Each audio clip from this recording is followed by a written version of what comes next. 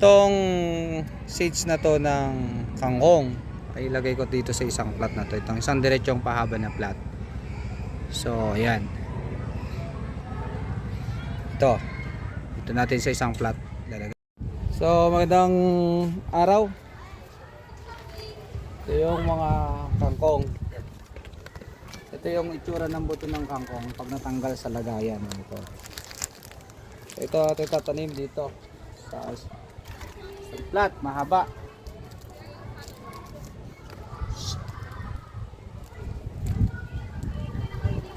Ay, pag na. Dito na lang tayo sa gitna magtatanim. Oh.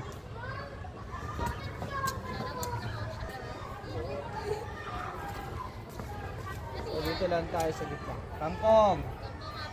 Oo, kangkong upland. Dala kaya ko ng bukas. Ay sa Monday. Okay na, wag na. Ayaw mo nun, okra. Okay na. Hello. Ba't ang dami mo nilalagay sa?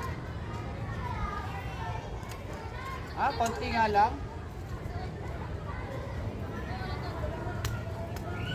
Tumutubo ba yan, sir? Ha? Hindi tumutubo ka mo, sir, no? Ay.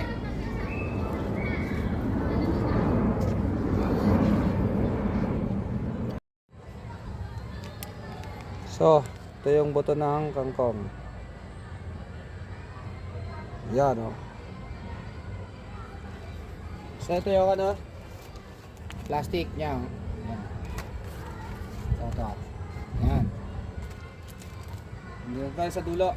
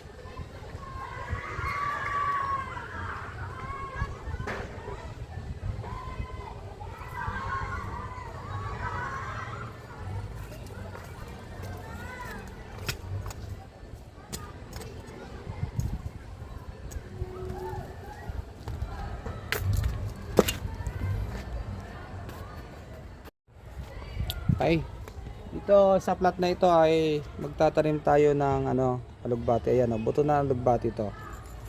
So, tatanim natin doon sa dulo. Buto na alugbati.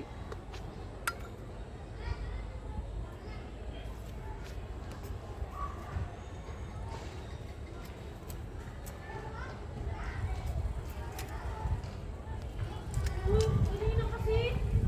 Para naman kasi hindi ko kasi napagalit ng guard sa akin eh. Nangangagal naman kasi ako. Magpa-practice na nga daw tayo.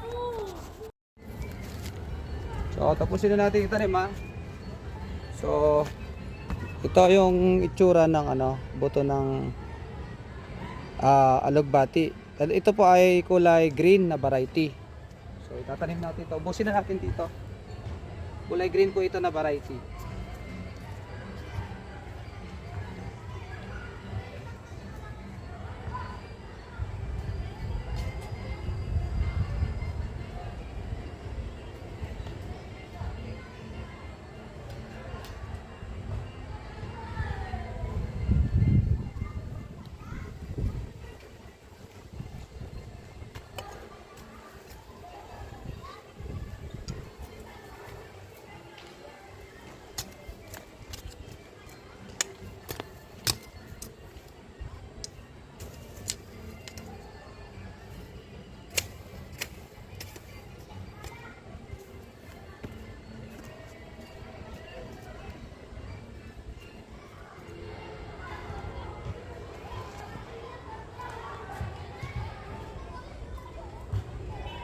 Yan, so naitanim na natin lahat yung alugbati, o naubos, wala na tira.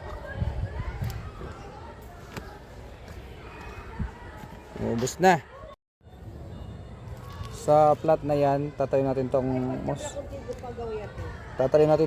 mustasa at pupunla. Mustasa, ito pechay. Yan. Sa plat na yan, padiretso. Dito na natin itong na to.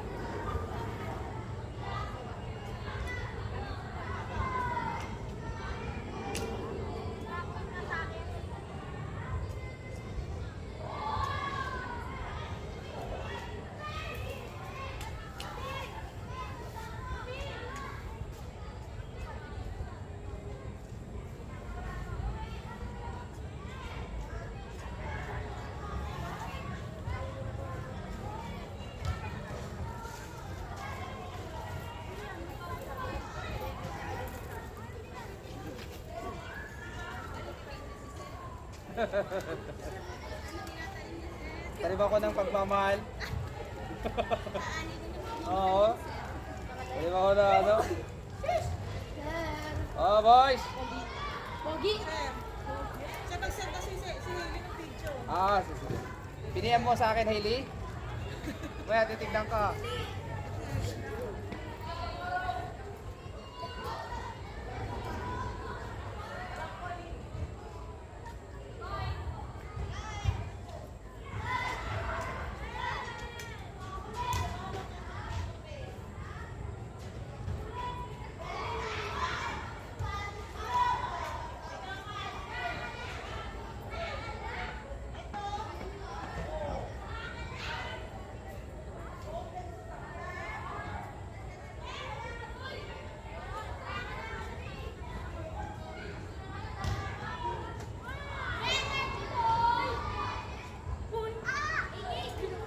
Hoy! Hoy, sarado daw yung gate. Uy! Alam bukas yan.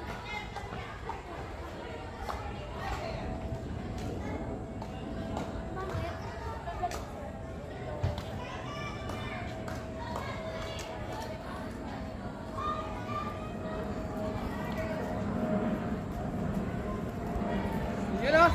Gusto natin ipula yung mustasa at pechay.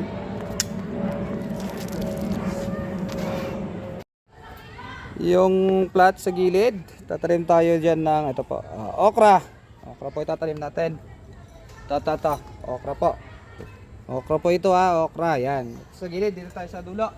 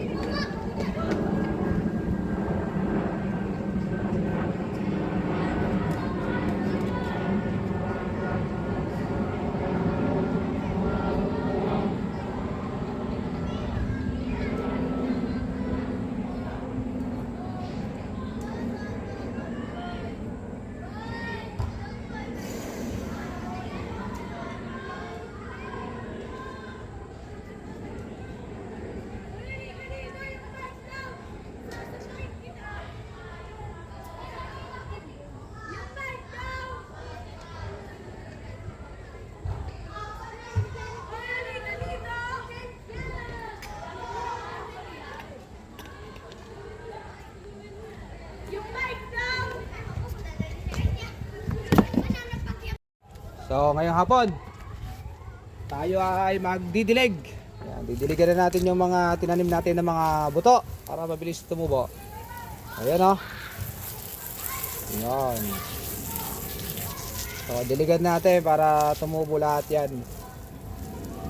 Ayan. Medyo mas madali ang buhay natin magdilig kapag may hose. Pero yung pataba na, mano-mano pa talaga yon. Pero kung ito pa naman, di pa naman niya kailangan ng pataba. Kasi buto yan, may ano na yan. Tutubo muna.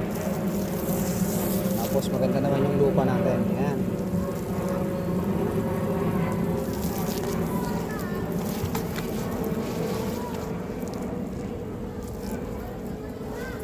Yan o, tayo natin didiligan. Hanggang doon.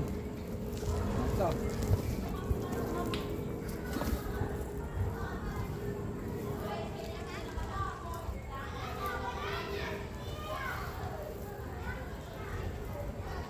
Ito, ano to ha? Kangkong uplag to. Ito, puro kangkong uplag. Wow, man.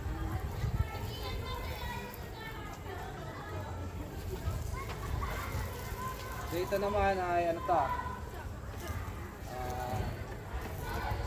Mustasa, pechay. Halo-halo na to. Halo. Ah! Sunod!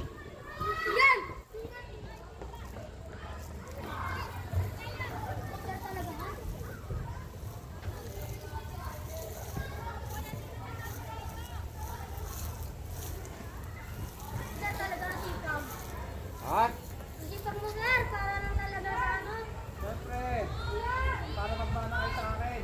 Oo nga, sir. Hindi ka pa uwi sa Iris? Sige po, sir. Nakakatawa sa dabaan.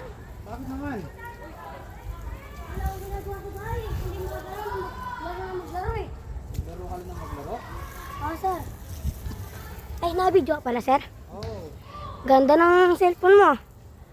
Ang linaw. Nagilig ako ng ano? Nang... Anong tawag ba dyan, sir? Tanim na to. Anong tanim yan? Chay, tsaka mustasa. Uy, sarap. Kulang ka ba ng mustasa? Yes, sir. Pechay. Minsan, sir, minsan. Bakit pinsan? Dahil palagi pag gulay. Ay, sir, wala namang gaano sa amin eh. Pechay eh. Tsaka mustasa eh. Nakapalengke. Ay, hindi kami nabili nung sir. Nakapalengke, may nabibili na ang gulay. Oo nga, sir, minsan. O kaya, sir, nag-ano kami malunggay. Guys, Yung. sarap din yun. Oo nga, sir. Sino ba yun?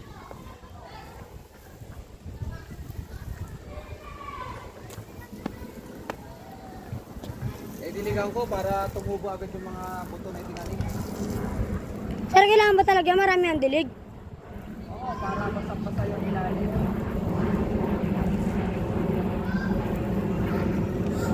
Kaya pala, sir, nung pinapadilig mo kami, ano, dami mo pinapalagi na tubig.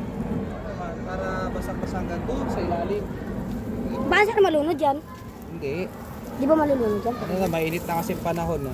Kaya kami sa tubo. Ayan oh. Apat na plat, nataniman na yan.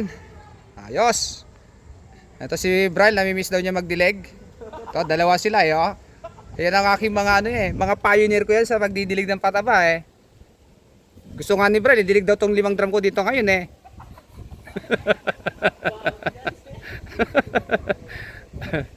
Ayan, bisita ako ni Bral, tsaka ni ano pangalan mo na ulit?